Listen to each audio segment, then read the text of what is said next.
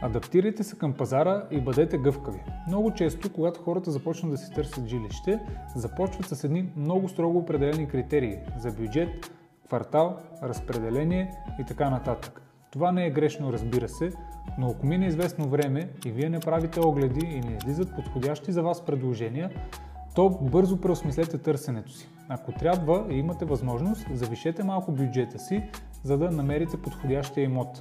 Ако пък не може да си позволите с това да направите компромис с бюджета, то направете компромис с местоположението. Включете още няколко квартала, така че да имате повече предложения и да имате възможност да отидете на повече огледи и да си изберете по-хубавото жилище.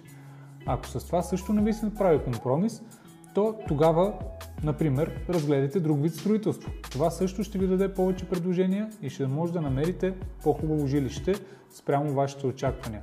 Важно е да правите тези компромиси бързо, ако искате да си намерите хубав имот, а не да ги направите, например, след една година тези корекции, когато цените са се променили с още 10%. Ако не ви се ходи година или две по огледи, бъдете гъвкави и си сверявайте часовника бързо.